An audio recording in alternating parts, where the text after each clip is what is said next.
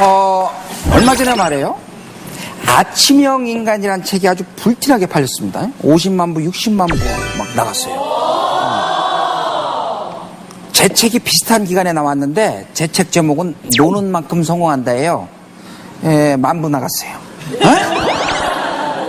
내용을 들여다보면 내 책이 훨씬 더 좋은 책이에요. 이게 아침형 인간이 이게 일본에서는 5, 6만 부밖에 안 팔린 책이라고. 근데 우리나라에 갑자기 아침형 인간 막 돌풍이 일어난 거예요. 다들 새벽부터 일어나면 벌떡벌떡 일어나면 성공한다 이거예요. 봐요. 이거 한번 생각해 보세요. 다들 새벽부터 다 일어나면 다 성공할 수 있어요? 봐요. 남들 성공하는 방식으로 절대 성공 못 합니다. 그리고 새벽부터 벌떡벌떡 일어나면 성공한다. 그러면 아침에 산에 약수터 올라가는 사람 다 성공한 사람이게? 근데 사람들이 왜 거기에 열광했느냐 말이에요. 성공을 하고 싶단 말이에요. 그런데 사람들이 야 아침부터 성공한다 몰려가니까 다 해서 그 책 읽어보면 성공할 것처럼 다 읽어보는 거예요. 이게 우리나라에 나타난 아주 독특한 쏠림 현상입니다.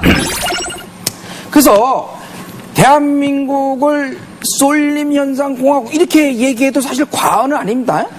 예를 들면 교육 무슨 요식업 각종 신드롬이 가득해요.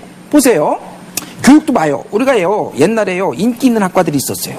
뭐가 인기 있다고 그러면 거기에 다 몰려갑니다. 그러다 보니까 요즘에는 철학, 사학 뭐 이런 기초학문들이 문사철이라고 그러죠. 문학 뭐 이런 것들이 학생들이 없어요. 대신 돈 많이 번다고 그러는 치의학 전문대학원 무슨 법학 전문대학 뭐 이런 데로 다 몰리는 겁니다. 그러니까 대학의 과들이 막 다 사라지는 거예요. 요식업만 해도 마찬가지예요. 보세요. 98년, 99년에는 조개구이 전문점이 가득했어요. 조개구이 무장이요. 가면 다 조개, 장갑 끼고 조개 거 뭐 까먹었다고? 저는 우리나라에 조개가 그렇게 많은지 몰랐습니다. 2000년도, 2001년도에는 찜닭이 그렇게 유행했어요. 찜닭이. 기억나죠? 맞아요. 지금 찜닭 흔적도 없습니다.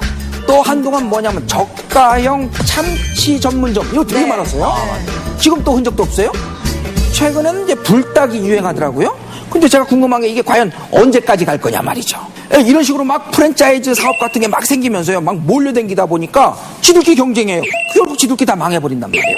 이렇게 쏠림 현상이 말이에요. 또 어디에 나타났냐면 예를 들면 김연아 선수가 1등을 했어요. 너무너무 즐거운 일이죠. 그러니까 무슨 일이 생기냐면 너도 나도 다 피겨 스케이팅 하려고 그래. 다리가 짧은데도 스케이트 타려고 그런다고. 봐요. 박세리 선수가 또 골프 우승하니까 다 골프하죠? 박태환 선수가 수영도 했다고 그러니까 다 수영하죠? 아니, 자기 자식의 저 재능과는 상관없어요. 그냥 폼나 보이니까 다 그거 몰려다니면서 한단 말이죠? 도대체 왜들 이러냐, 이게요. 그 북구에 가면 말이에요. 레밍이라고 하는 그 조그만 동물이 있어요. 이 동물이요. 눈이 나쁘대요. 그래서 이렇게 자기가 앞에 뭐가 레밍이 가면 따라서 이렇게 갑니다. 그래갖고요. 이 레밍이라는 이 동물이, 이 조그만 동물이 3, 3년마다 한 번씩 집단 자살을 해요. 그냥 쫙 몰려서 다 죽는 거예요. 왜 죽는가 봤더니 맨 앞에 가는 그 레밍은 이렇게 가다 보니까 절벽이야. 돌아서 가려고 그러는데 이미 몰려오는 거야. 이렇게 밀려서 떨어지는 거예요. 그 다음 레밍도 이래서 밀려서 떨어지는 거예요. 그래서 집단적으로 다 죽는단 말이에요. 이걸 가지고 전문가들은 뭐냐면 레밍 효과, 레밍 이펙트라고 해요. 근데 이 레밍 효과 뒤에는 어떤 권력 구조가 숨어 있습니다. 이 권력 구조가요, 단순히 뭐 어마어마한 현상이 나타나는 게 아니고 우리 TV에 관련돼서도 막 그런 현상들이 나타나요. 예를 들면 이런 거예요. TV 맛집 한번 방송되잖아요. 그러면요 그 맛집이 뭐 미어집니다. 그럼 사람들이 왜 그렇게 맛집에 몰려가냐 이거예요. TV에 나왔으니까. 이런 공공 대중 매체에 나왔으면 이건 믿을만하다. 그래서 막 그냥 거기에 몰려가죠. 또 우리 그 프로그램을 잘 들여다보면 이런 또 권력 구조가 숨어 있어요. 뭐냐면 시트콤이나 코미디를 가만히 보면 막 웃음소리가 막 나와요. 네. 녹음된 웃음소리를 막 틀어준단 말이에요. 그러면요 사람들이요 자기도 모르게 따라서 웃어요. 왜? 많은 사람들이 웃으니까 이건 재밌는 거다 이게. 재밌어서 내가 웃는 게 아니고 많은 사람이 웃으니까 나도 재밌다 이런 현상이 일어나는 거예요. 그러니까 이렇게 역전되는 현상이 일어나요. 이걸 뭐냐면 다수가 가지고 있는 권력에 내가 스스로 복종하는 거예요. 이런 원칙들이 이 TV 뒤에도 쫙 깔려 있습니다. 여러분 지금 한 것도 말이에요. 시켜서 한 거죠? 진짜 이렇게 잘 알아서 그런 거예요? 어? 알아서 그랬다고 그래야지, 그럴 때는. 지금 막 알고 그런 거예요? 이것도 시켜서 하는 거지, 또. 어쨌든. 그러니까 현대사회는 말이에요. 이렇게 뒤에 권력에 따른 그 쏠림 현상이 일상에 아주 너무너무 많이 있습니다. 이것과 관련해서 우리가 간단한 실험을 한번 해봤습니다. 윤지 씨. 교수님, 유독 우리나라에서 이 권력 관계가 개입됐을 때 쏠림 현상이 심해지는 이유는 뭘까요? 첫째는 압축 성장 때문에 그렇습니다. 우리나라가 대단한 나라예요. 무슨 얘기냐면 서구 사회가 뭐 300년, 400년에 걸친 근대화의 과정을 우린 불과 50년, 60년 만에 치운 나라예요. 이건 세계사에 유례가 없습니다. 이렇게 엄청난 일을 하려고 그러면 국민이 하나가 돼서 말이에요. 리더가 딱 정해져 갖고 그냥 리더에 따라서 그냥 똘똘 뭉쳐서 밀어붙였기 때문에 이게 가능한 거예요. 그러니까 한편으로 이게 굉장히 긍정적인 현상이었어요. 그러나 시대가 바뀌면 그걸 역사의 변증법이라고 그래요. 한 시대를 발전시켰던 동력이 다음 시대에 가면 발목을 잡아요. 그러니까 이 단결력이 지금은 하나의 쏠림 현상으로 나타나는 거예요. 그래서 권력 있는 곳에 쫙 몰려가고 말이에요. 누가 권력 있는 사람이 내가 좋아하는 뭐 스타가 얘기하면 쫙 몰려가고 말이죠. 이런 식으로 옮겨간단 말이에요. 두 번째는 우리나라의 그 모더니티, 이걸 근대성이라고 해요. 모더니티. 모더니티. 이 근대성이라고 하는 것이 왜곡됐기 때문에 그래요. 그러니까 근대성이라는 건 뭐냐면 이전에 뭐 인종, 계급, 성별로부터 자유로운 주체적 개인이 성립이 되는 것을 모더니티라고 그래요. 그러니까 오늘날 우리가 생각하는 개인이라고 하는 개념이 원래부터 있던 게 아니에요. 그러니까 근대화의 과정 속에서 이런 한 개인이 만들어진 거라고. 주체적으로 생각하고 계급과 무슨 인종이나 무슨 뭐 이런 것으로부터 독립된 한 개인이 성립되는 그 모더니티 때문에 오늘날의 이런 현상들이 다 가능해졌는데 우리나라의 모더니티는 어떻게 성립이 됐냐 말이에요. 식민지 때 성립이 됐어요.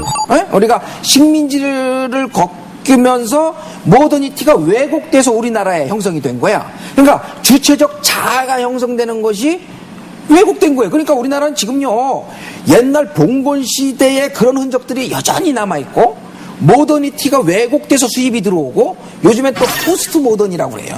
후기 뭐 근대 뭐 이런 것들이 막 섞여 들어와요. 그러니까 막 이게 혼재돼 있는 거야. 그러니까 여전히 강력한 힘을 발휘하는 건 뭐예요? 집단적인 힘이에요. 그러니까 막 몰려다니면서 주체적 개인을, 나라는 내 생각을 얘기하는 게 두려운 거야.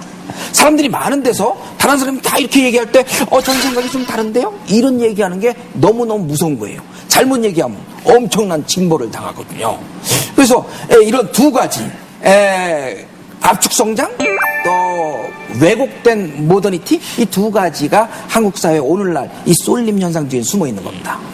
근데 전 직장 생활을 좀 해봤기 때문에 실제로 느낀 경험이 그런 거거든요. 그러니까 팀장이나 사장님들이 이제 직원들을 불러다 놓고 야 자유롭게 니들 의견을 내봐. 그러니까 정말 순진하게 자유롭게 자기 의견을 냅니다. 그러면 일단 인상을 한번 쓰시죠. 듣긴 들으세요. 그리고 사장님이 의견을 내죠. 거기에 대해서 누군가 반론을 하면 야 니들은 니들 의견만 의견이고 사장 의견은 의견이 아니야? 이런 경험들을 실제로 회사원들은 해요. 그래서 저는 사실 이 그 개인의 어떤 의견을 낸다는데 그 어떤 연습이라든지 또는 어떤 환경도 잘 안 만들어져 있다고 생각이 되는데. 그렇죠. 또 한 가지 좀 여쭤보고 싶은 건 이런 점입니다. 그러니까 어찌됐건 아까 TV에 맛집이 나온다는 건 텔레비전이 가진 공신력을 믿기 때문에 그 권력에 그렇죠. 사람들이 몰려간다. 그렇죠. 그럼 이제 교수님 같은 경우 박사 학위를 가지고 계시고 대학교의 교수님이시고 외부에서 공부를 오래 하셨고 텔레비전에 나오셔서 강의를 하신단 말이죠. 그러면 가끔 저는 분위기 좀 이상해진데? 가끔 말이죠.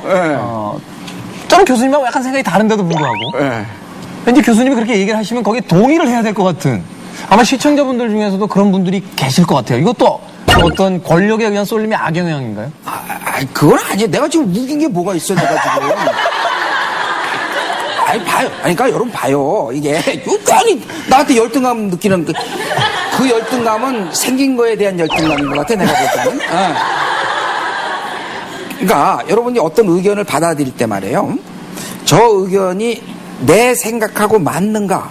이걸 한번 판단해 볼 필요가 있어요. 그러니까 누구나 자기 의견이 있다고 자기 의견을 정확히 한번 정리해보는 게 중요해요. 내 의견을 가지고 저 사람 얘기를 들었을 때 두 의견이 만나질 때 동의되는 부분이 있을 때 그 사람 얘기에 내가 설득당하고 또 내 얘기에 다른 사람들이 설득당하는 거예요. 이런 자유로운 커뮤니케이션이 있는 사회가 건강한 사회예요.